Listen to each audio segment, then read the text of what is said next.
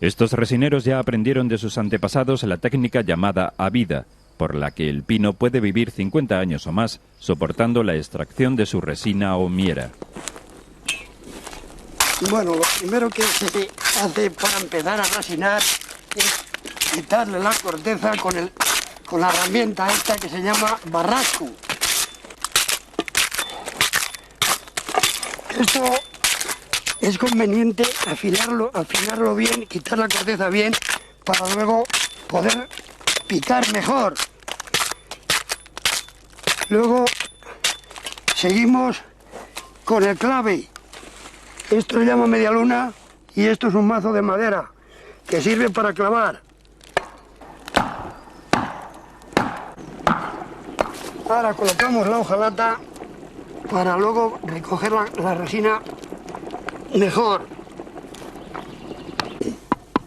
Colocamos la punta para sostener el cacharro para recoger la resina y ahora procedemos a picar. Ponemos una tapadera como esta para que no caiga broza en la resina.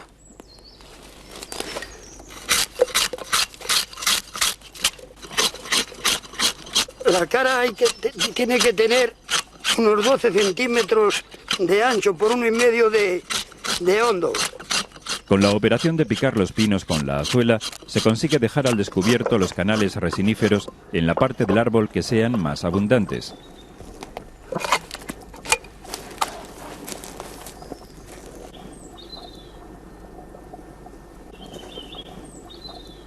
Derroñar el pino consiste en eliminar una zona de la corteza con el barrasco, sin llegar a la parte blanca o albura. Esto se llama clavar y esto sirve para recoger la resina, porque si no sería por esto no había forma de recogerlo. Ahora se pone el cacharro debajo y la resina, que la cara es esta, pues viene toda al cacharro. Esto se llama picar. De esta forma el pino brota y la resina cae al cacharro.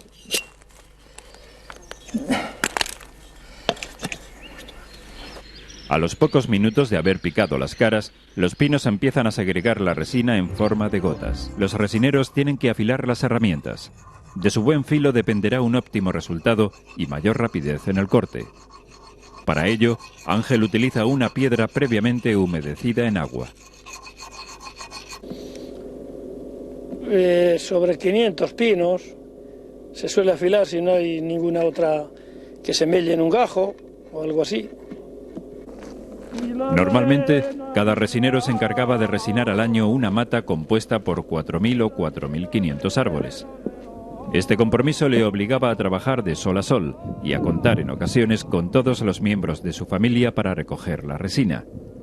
Sí, y si no, se buscaban obreros también, y el que tenía familia, pues la familia le ayudaba a remasar la resina.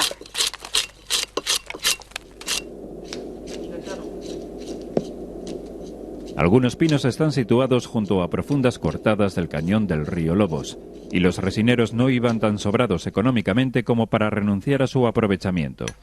Arriesgándose en su tarea, resinaban hasta los pinos más recónditos de su mata. Estamos trabajando un pino aquí con un poco de dificultades, pero hay que trabajarles todos para así sacar un poco más de producción. Y por eso pues nos tenemos que arriesgar a entrar a un sitio difícil.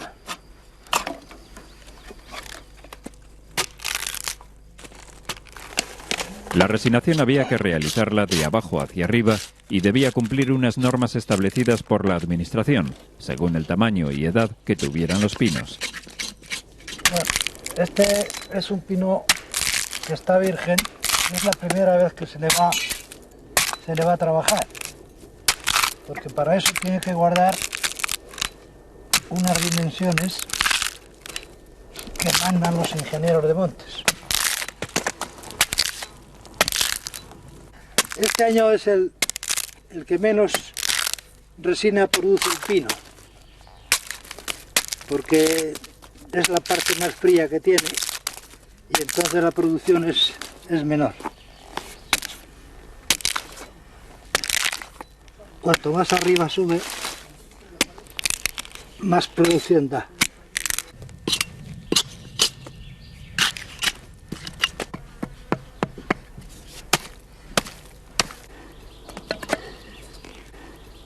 Este pino ya está trabajado, ya tiene 2 quinqueños. Vamos a ponerle otro al lado.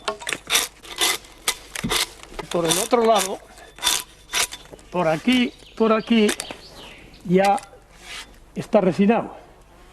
Y ahora hay que hacerle otra cara en la madera nueva.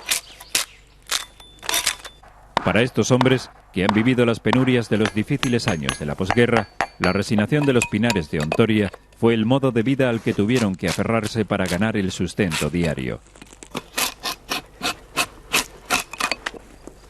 Mis padres toda la vida fueron resineros y criaron 7 hijos. Pues nada, esto ha sido un trabajo que ha ido en decadencia porque es mucho trabajo y poco pagado. Por eso ya la gente no quiere este oficio. A mi padre le pagaban a 7 céntimos el kilo. Y yo cuando dejé de trabajar me pagaban a 2,50. Y ahora está a 80 pesetas. Cada jornada, los resineros atendían todos los pinos que formaban su mata, con la única finalidad de extraer de forma regulada la resina o miera que producían. Esto se pica cada 6 días el pino, depende del tiempo que venga. Y a las 3 veces de picarle, o 4, que son 18 o 24 días, se coge la resina porque ya los cacharros suelen estar llenos o medio llenos, depende de la calidad del pino. A partir de este momento, los resineros dejan que la miera gotee de las celdillas el aparato secretor del pino. Día a día, esta sangre del pino se va escurriendo por el corte y es conducida a través de la cuña de chapa hacia el interior de los cacharros o potes. Un refrán popular dice que si suda el resinero, se gana dinero. Cuanto más calor hace, más resina desprenden los pinos y mayores son los beneficios que se obtienen.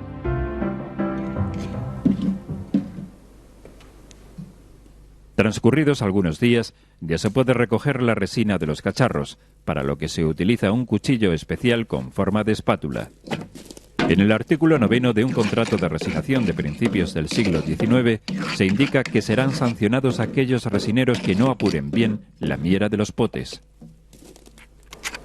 Bueno, este es el oficio que mejor se pega, cuando menos en las manos.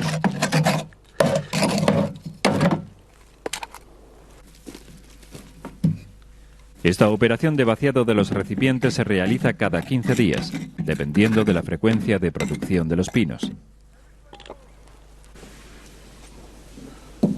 A medida que la lata aumenta su peso, los resineros van a descargar la miera recogida a unos bidones que suministran las fábricas de destilación.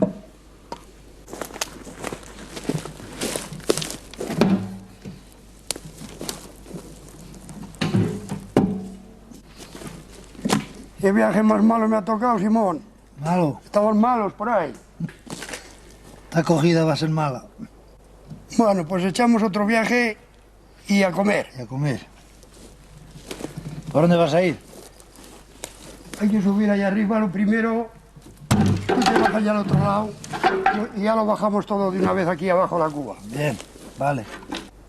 Antes de utilizarse los bidones metálicos, la miera se almacenaba y se transportaba en cubas de madera de 200 kilos de capacidad.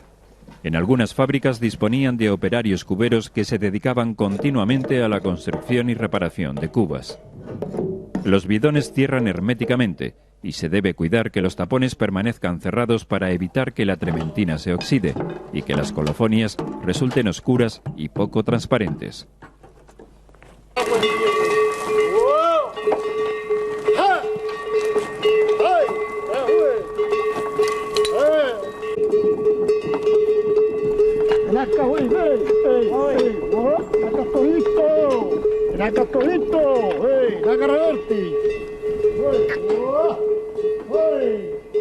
Cuando los bidones están llenos de miera, hay que transportarlos hasta la fábrica. Vicente y Cándido han venido desde el vecino pueblo de Quintanar con su yunta de bueyes para realizar este trabajo. Vamos a colocar las borregas. Ponlas eso atrás, eso aquí. Lo gordo atrás. Cada bidón pesa aproximadamente unos 250 kilos. Para subirlos hasta el carro los hacen rodar sobre dos largas palancas de madera colocadas en forma de rampa. Ahora. Arriba. Ahora. ¡Up! Venga. Vale, bonito. Vale, muy bien. Una cuña para que no se nos ruede por atrás. Los bueyes tiran del carro, lentamente pero con fuerza, recorriendo todos aquellos puntos del pinar donde los resineros tienen colocados sus bidones. Según un documento del negociado de pinares del Ayuntamiento de Ontoria, en la temporada de 1905 se llegaron a resinar 220.000 kilos de miera en todo el término. Además de la garantía que dan las cuñas, una vez cargados los bidones en el carro hay que atarlos con una cuerda para recorrer con seguridad el largo trayecto que queda hasta la fábrica.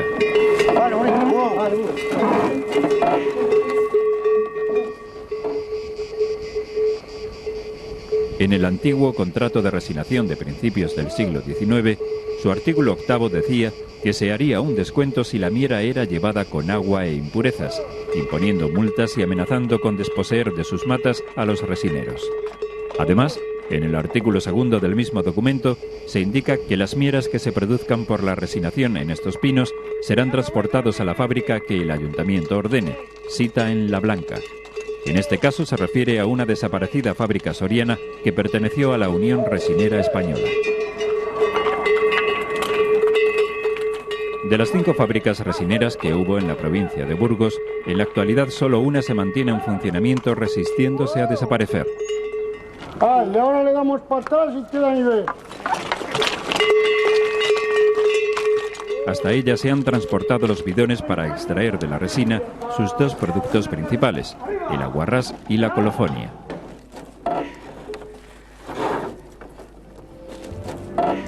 En Ontoria del Pinar, la fábrica de Carlos Pascual Mesa ya pasó sus años de esplendor en los que una intensa actividad de destilación daba trabajo a los resineros de la zona. Hoy, la altiva chimenea de ladrillo de casi 40 metros de altura sigue lanzando sus últimas bocanadas de humo. Los bidones de resina han llegado a la fábrica. En primer lugar, hay que pesarlos y anotar los kilos que cada resinero ha traído, para liquidarles según la cantidad de miera entregada. Como la resina es muy pastosa, para que se desprenda del recipiente hay que aplicar chorros de vapor caliente en el interior de los bidones hasta diluirla. En un estado líquido la resina cae a la balsa. Tal como ha llegado del monte, contiene las impurezas del derroñe, acículas, arenilla y agua de alguna tormenta. Luego la miera pasa al depósito llamado preparatorio, donde se somete a una temperatura de 100 a 110 grados. Allí se almacena durante toda la noche para que las materias sólidas que flotan se puedan eliminar. Después pasa a la decantadora, donde atraviesa un filtro que separa las materias sólidas que todavía pueda contener. La resina limpia de impurezas recibe ya el nombre de trementina y se almacena durante unas 12 horas antes de pasar al alambique. La trementina se somete en el alambique a una determinada temperatura para que se produzca el proceso de destilación. Al superar la temperatura de ebullición, las esencias volátiles y el agua se evaporan y recorren un tubo en forma de serpentín que está rodeado de una corriente de agua fría. Durante este largo recorrido, el vapor se enfría y se condensa pasando al estado líquido. El líquido resultante es una mezcla de agua y aguarrás que se vierte en un recipiente llamado florentino. Al principio de la destilación hay más aguarrás que agua y a medida que el proceso avanza, aumenta la proporción de agua y disminuye la de aguarrás. Al final, cuando no queda casi aguarrás, sale todo el agua. El florentino tiene como función separar la esencia destilada del agua que ha pasado con ella. Como el aguarrás pesa menos que el agua, es decir, tiene menor densidad, se queda por encima y es transportado hacia unos depósitos especiales. El agua, que ocupa el fondo del recipiente, es conducida por un tubo hacia el exterior de la fábrica.